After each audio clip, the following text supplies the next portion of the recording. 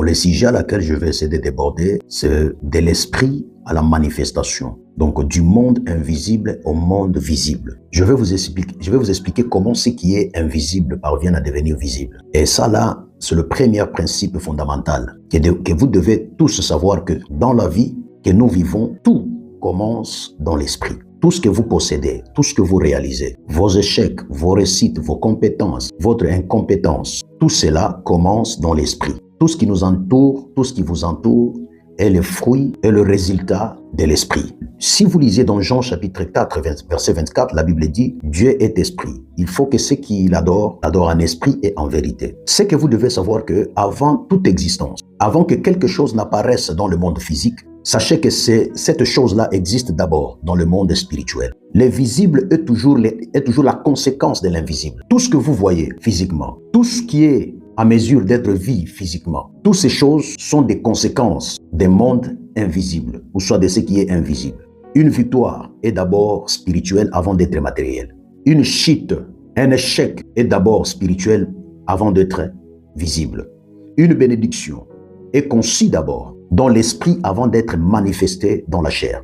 Alors, les erreurs que beaucoup de gens font dans leur vie est celle de vouloir corriger le matériel sans régler d'abord son état spirituel. Lorsque vous constatez un échec sur votre vie, pour réparer cet échec, vous devez d'abord retourner dans le monde spirituel, là où cet échec a commencé. Lorsque vous le réparez dans le plan spirituel, dans l'invisible, c'est alors que sur le plan physique, cette erreur-là peut être réparée. Retenez ce que je vous dis. Toute erreur que vous commettez dans le physique, et vous voulez le réparer dans le physique, cette erreur ne sera jamais réparée. Tout ce que vous voyez en train de vous compliquer dans le monde matériel, cet échec a été d'abord, premièrement, causé depuis le monde invisible, donc le monde spirituel. Alors, si vous voulez la corriger, vous devez d'abord retourner dans l'état spirituel, corriger cette erreur à partir de l'état spirituel. C'est alors que dans le physique, vous aurez cette facilité de corriger cette erreur.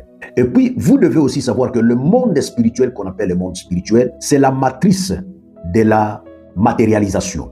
Donc, le monde spirituel est comme une matrice, un utérus invisible qui porte la réalité, qui porte les réalités physiques. Écoutez ce que la Bible dit en Hébreux 11.3. La Bible dit ceci: c'est par la foi que nous reconnaissons que le monde a été formé par la parole de Dieu, en sorte que ce qu'on voit n'a pas été fait de choses invisibles. Donc, ce que tu vois n'est pas la source. Ce que nous voyons, nous constatons dans le monde physique n'est pas le début, n'est pas le commencement de ce qui existe. Tout ce que nous pouvons voir, toucher, n'est que le résultat de ce qui a été déjà dit, ce qui a été déjà créé depuis le monde invisible.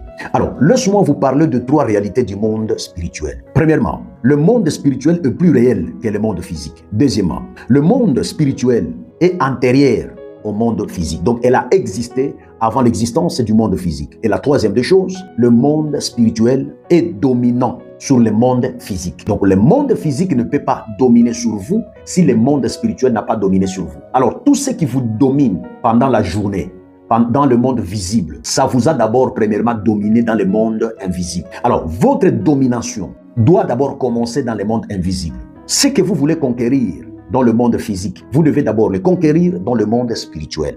Alors, qu'est-ce qui fait que les choses qui sont invisibles puissent se matérialiser dans le monde visible? La première des choses, vous devez cultiver votre pensée, car la matérialisation de toutes choses commence par une pensée inspirée.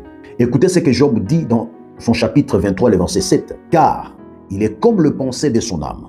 Toute pensée persistante devient une image intérieure. Toute image nourrie devient une direction dans la vie d'une personne. Et toute direction répétée plusieurs fois devient une manifestation dans la vie d'une personne. Tu dois retenir que tu ne manifestes pas, ou bien ta vie physique ne manifeste toujours pas ce que tu désires. Mais ta vie physique manifeste ce que tu portes intérieurement. Ce que tu produis intérieurement. C'est ce qui se manifeste sur le plan physique ou bien matériel. Deuxièmement, ta parole. Tu dois savoir que ta parole est le pont entre l'esprit et la matière, entre l'invisible et le visible. Donc la parole est un pont. La parole joue un rôle de médiateur entre